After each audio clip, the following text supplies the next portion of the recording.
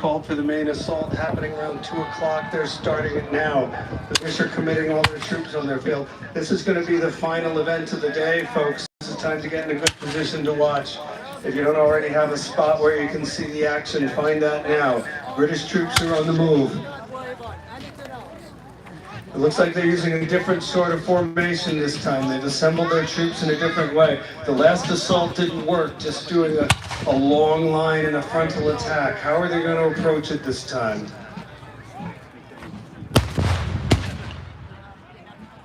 There go the light infantry. They're moving to a different part of the field.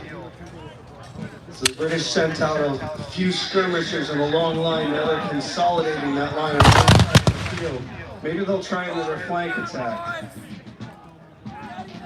Once they got clear, the British Grenadiers let loose a volley of fire. Remember these smooth-bore muskets? They're most effective when fired in large concentrations all at the same time. When they're at close range, they can be aimed well individually, but at farther distances, volley fire is the best thing. The British still have some artillery ammunition left. They don't have enough artillery ammunition to move the cannons forward and start pounding at the American fort.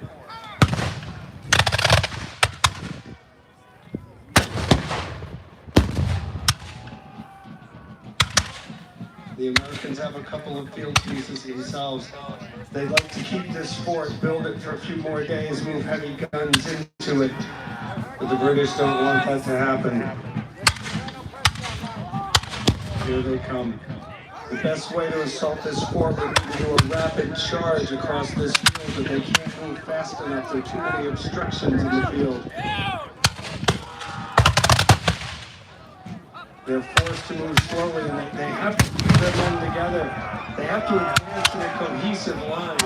They can't have just a few men moving out in the front and others straggling in back, or their attack will be ineffective. They have to keep a good, straight, continuous line, and they can't move quickly because of the obstructions on the field. They have to inch their way across and get past all these different little barriers.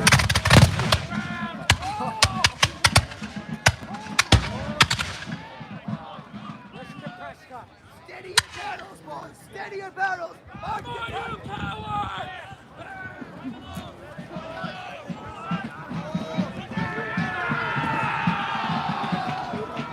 Oh, and there on the British right flank, the light infantry are advancing again. They're going to try to get around that flank one more time. They're going in a line this time. Their column assault didn't work too well. They kneel down. If they get close, they kneel down when they can. More difficult to hit. They can use those obstacles in the field as protection now.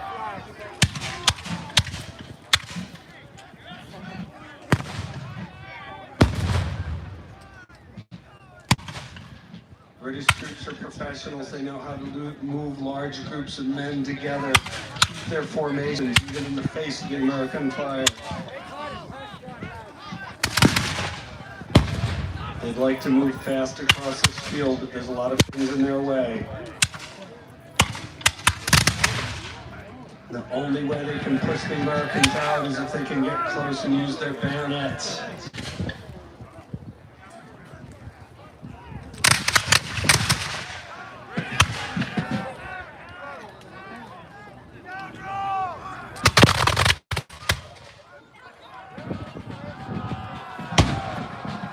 One of the British officers is Major John Pitcairn of the British Marines. He was in command on Lexington Green 2 months ago when some of the first firing started during the war.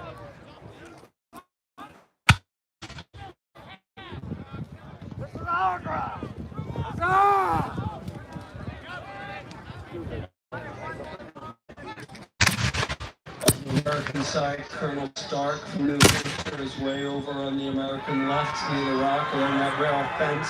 Here come the light infantry going against Stark's position.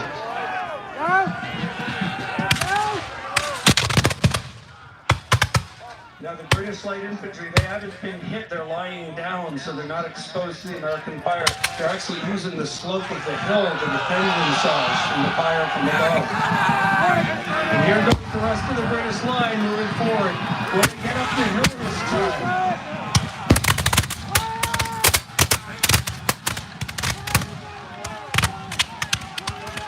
Close. Will the Americans stay and let them get closer?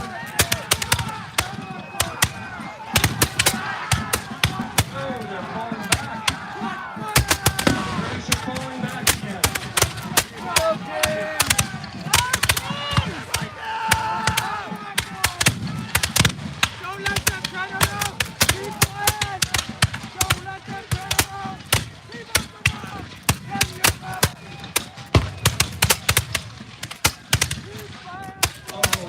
Trying to pull on the frontal assault to just storm up the hill. They can only go fast enough to get into the bayonets. But the fire from the American side was too intense. The Americans held their fire until the British were close and then were able to put in a murderous fire. The British advance just wasn't fast enough. Well done, lads! Now the Americans have a lot of enthusiasm, but they have some challenges on this. Don't go away, it's not over yet, folks. The British can't let the Americans keep this hill. Every British soldier came onto this field with 60 rounds of ammunition. On the American side, their soldiers came on with only 30, sometimes 20 rounds of ammunition. The Americans just used a lot of musketry in that assault and on the previous one. And they cannot get resupplied. They're on this peninsula. They don't have more ammunition coming up. The British make another assault. Will they be able to defend against it?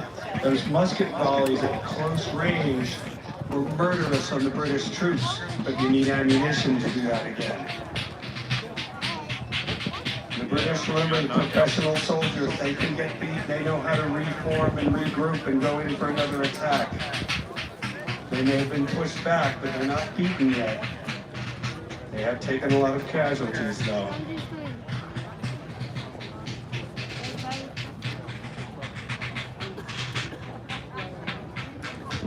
Some of them, are they going all the way off the field? Are they abandoning the attack altogether? If they do that, the entire city of Boston will be in peril.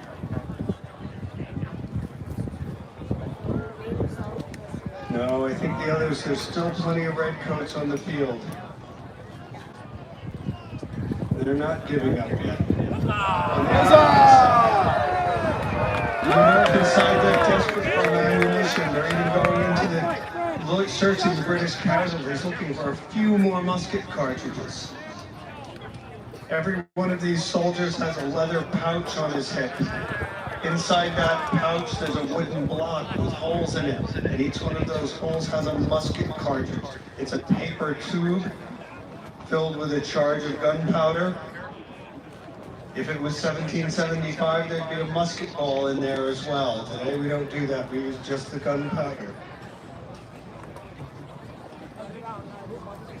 Now they're checking to see if they can find a few additional cartridges. They must be desperately low on ammunition to be going to those measures.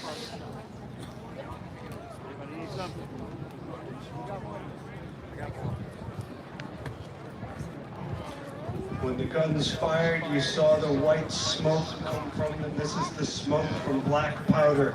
It's the same ammunition that was used in the Battle of Bunker Hill. As it wafts across the crowd, it smells the same as the gunfire smelled back then.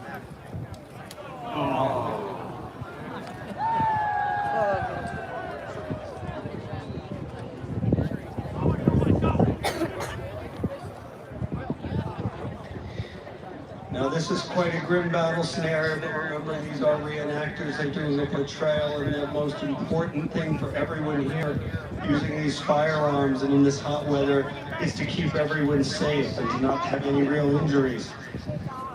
So although they're going out and looking for cartridges, they're also checking on the casualty to make sure nobody has actually collapsed from heat stroke or some other malady. Everybody okay? Does anyone need water? This is hot, difficult work. It takes a good amount of physical stamina to put on a show like this. You can see down on the British side, and they're actually lying down, giving themselves a real rest. If they want to assault this hill one more time, it's not going to be easy. Breed's Hill, where the Americans built their fortification, was 62 feet in elevation. That doesn't seem all that high, but trying to run up a long slope that's 62 feet high takes a lot out of you. The British have done it twice already. They're going to have to try again.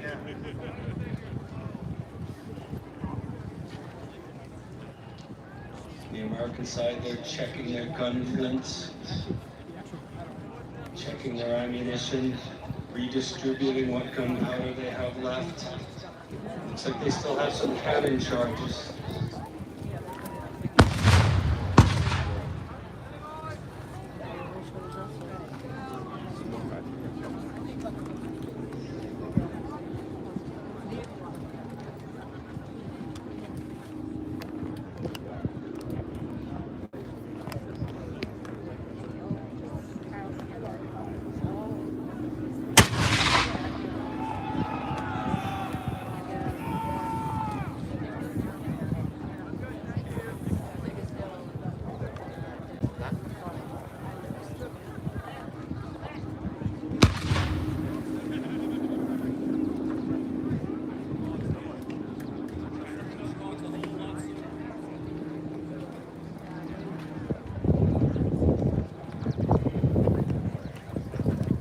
All right, folks, well, the British are regrouping. Everyone's sort of at a standstill. We're waiting. As we know, the British did one last charge to take the Patriots.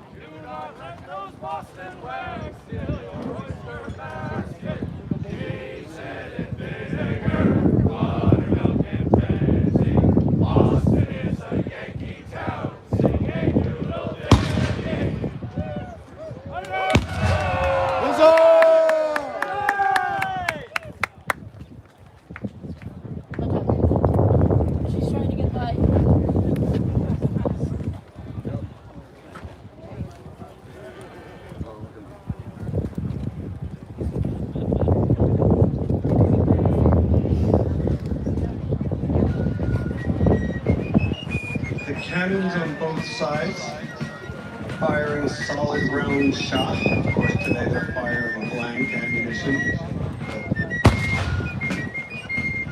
In 1775, these cannons would be firing solid round iron cannonballs.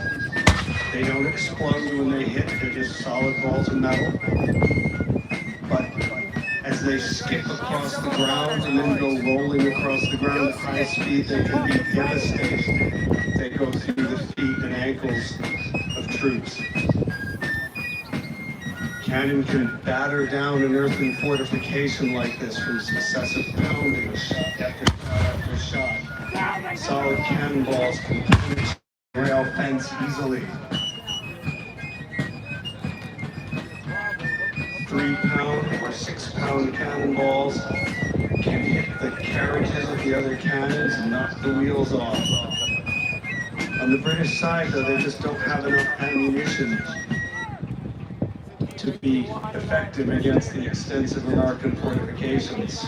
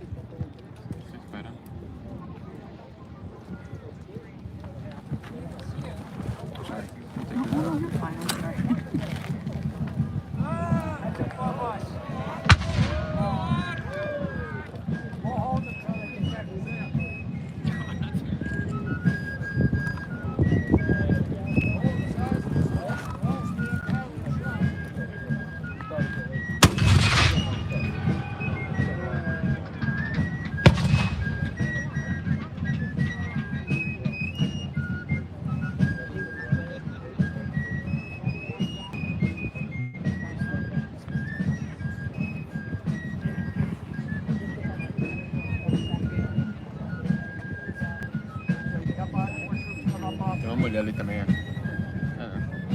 Elas estão ajudando atrás.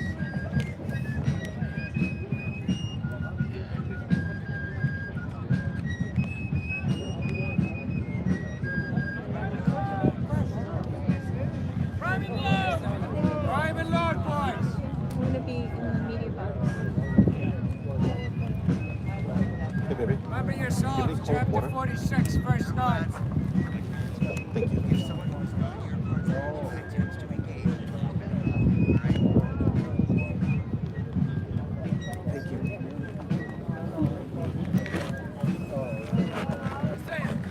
After the first volley, you were all together. After that, just unload everything you've got left. Does everybody understand? Yes, sir. You heard the colonel, lads. Word on him smart.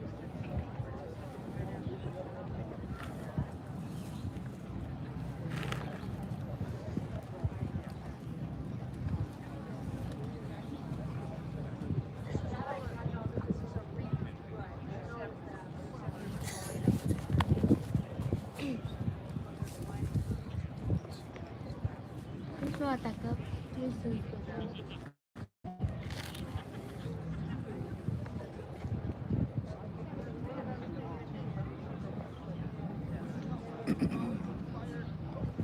Quem tá com a camisa da Inglaterra com a bandeira da Inglaterra. ¿Qué?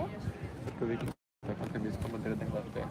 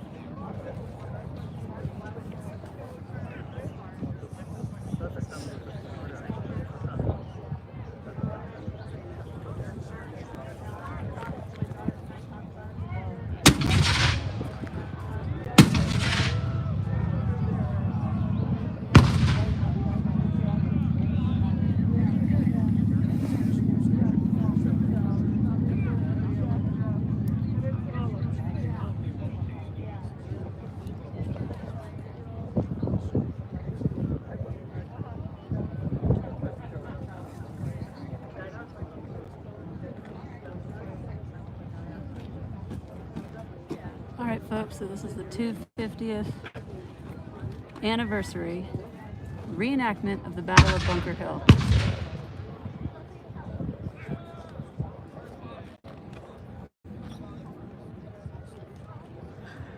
The British are regaining their forces because the Patriots have repelled them at least twice now. We came so close to a British charge, and they were close to the redoubt, but the Patriots repelled them. And they are now standing their ground. Right now, there are British lying dead on the field, and we are waiting to see what they will do next. What the forces of the British will do. You can see some of them there under the tree.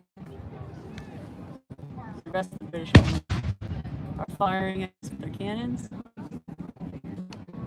And they're far, far back. If they stay there, it'll be a happy day for the Patriots.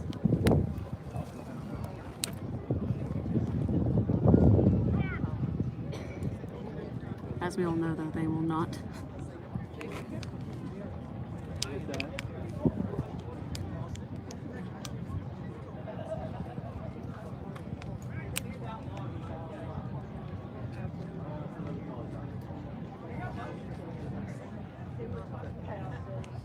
Don't worry, lads.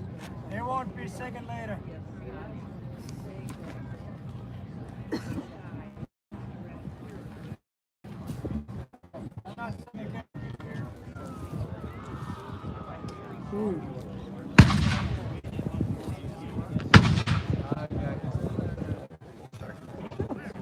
It's right behind you. Yeah, he's got a white leg. You won't.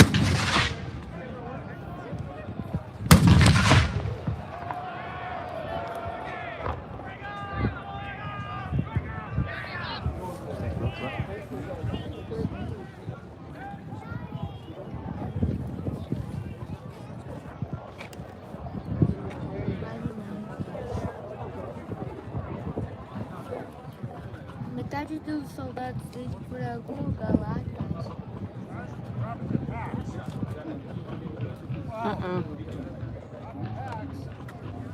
Tem mais uns. Here the British Grenadiers.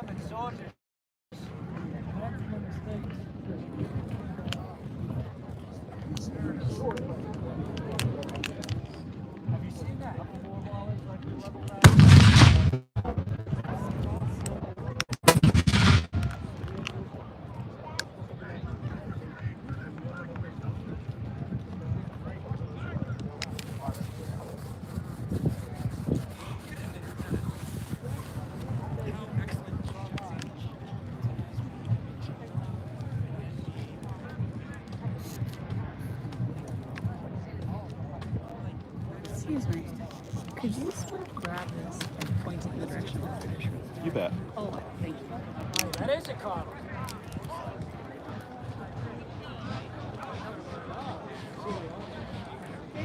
Estão indo para outro lugar. Mas estou. Estão voltando ao campo. I have an idea you can do for next time. If you get a Patriots costume, you can probably go in there.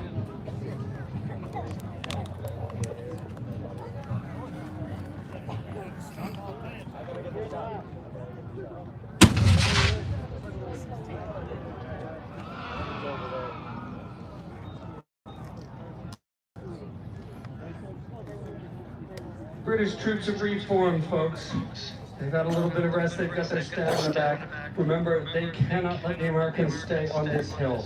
That will endanger the city of Boston, the most important British garrison in North America right now. The Americans are feeling pretty secure in that fort. It served them well. They built it quickly overnight, overlooking the city of Boston.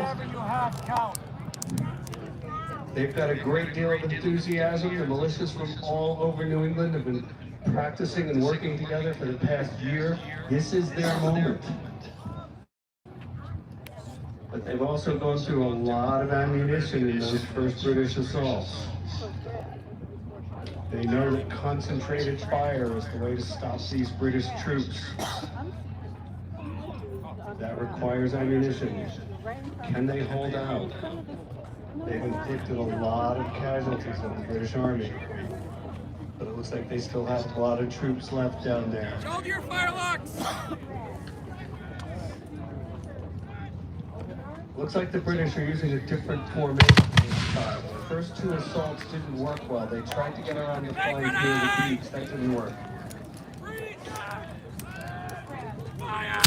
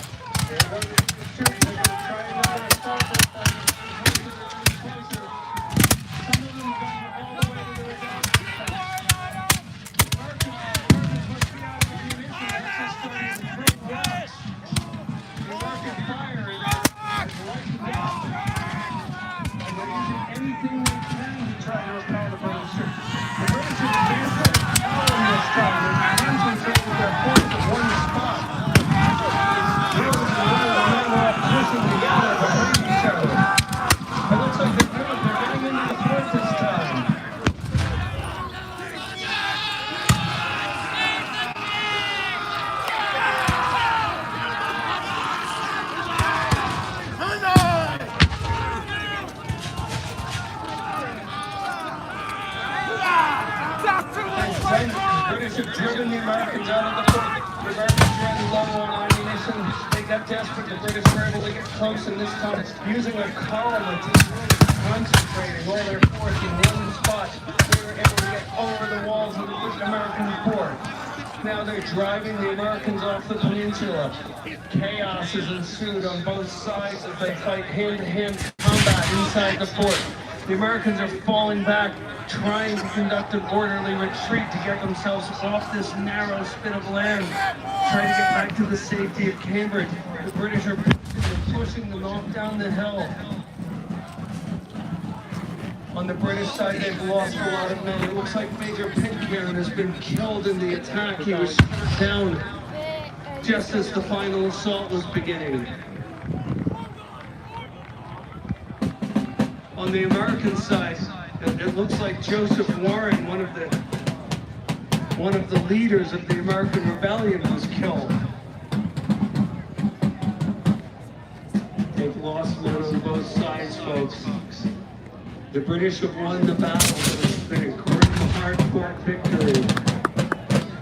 The Americans put up a tremendous fight. They've seen the British are invincible, and yet the British prevailed in this battle. It's June of 1775. This is 2 months into a war that's going to last for 8 years. There's been quite an American victory there. You know the British have pushed the Americans off the field. They took so many casualties that they effectively have lost the battle, but the war has just begun. Thank you all for coming out to watch this 250th anniversary of the Battle of Bunker Hill. He got his cap back. Remember, there's still time to talk to these reenactors who come from all over America, and some from Europe and some from the Caribbean, just to put on this show today. That They'd love to summarizes talk to you about what they do. the second day. Remember that there's food trucks at the bottom of the hill. You can support local businesses while you're here. Thank you all very much for coming. So while this was a British victory, one of our greatest heroes, Dr. Joseph Warren, was martyred during this battle. And that spurred a lot more emotion and a lot more favor for the Patriot cause. So while the British are going to take Boston, the Patriots will keep fighting. That being said, stay tuned, because I'm going to have one, at least maybe 2 videos posted postward. Once I get home, I'm going to get all the compilation, the history for this event into 1 or 2 grand videos summarizing everything that's happened. So thank you for tuning in live with me. This was the first time I've ever attempted a live feed. What better event than the 250th anniversary of the Battle of Bunker Hill?